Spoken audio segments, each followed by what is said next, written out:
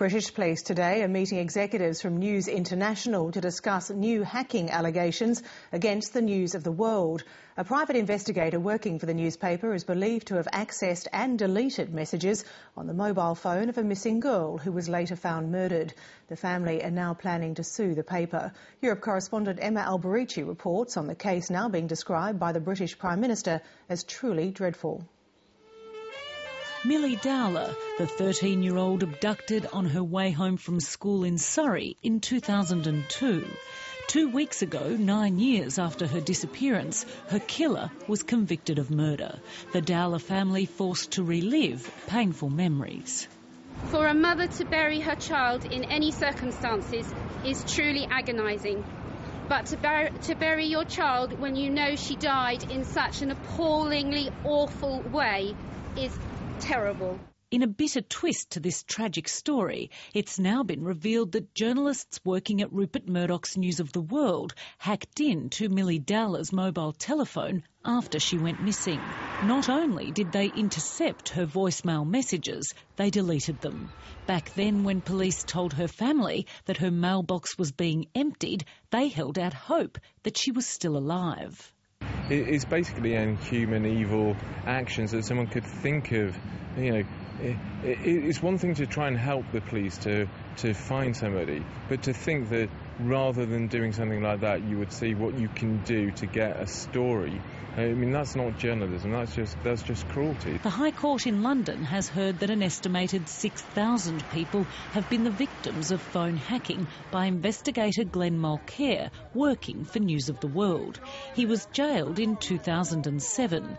Police have told Milly Dowler's family that the schoolgirl's name and number appear in the 11,000 pages of notes seized from Mr Mulcair's home. The British Prime Minister, on a tour of Afghanistan, said he was appalled by the news. What I've read in the papers is quite shocking that someone could do this, actually knowing that the police were trying to find this person and trying to find out what had happened. And we all now know the tragedy that took place. When this scandal of phone hacking first became public in 2006, News of the World was adamant that it was the work of just one rogue reporter. Since then, 3 more journalists have been arrested, and now questions are being raised about exactly how far up the chain of command at News International the practice of illegal eavesdropping was encouraged. Rebekah Brooks was editor of the News of the World when it's alleged to have hacked into Milly Dowler's phone. We have paid the police for information in the past. Rebekah Brooks now runs Rupert Murdoch's entire UK business. She told a parliamentary committee that her newspaper group regularly paid police for information. And certainly there are concerns that the police and the newspapers have become too close, and that may explain why neither carried out a proper investigation at the time. John Whittingdale is a government MP and chairman of the House of Commons Culture, Media and Sport Select Committee. He's called for a public inquiry into phone hacking at the News of the World.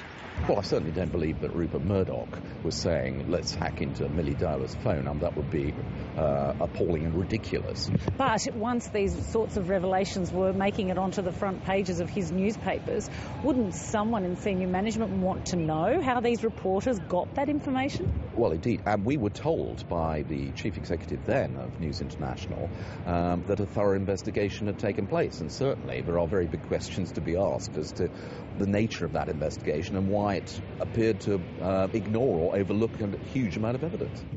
Rupert Murdoch's other British tabloid, The Sun, didn't report the story on its front page today. It was also absent on the front pages of other dailies, leading many to suggest that there's a conspiracy of silence, that phone hacking is likely to have been a widespread means of gathering exclusive information among the British press.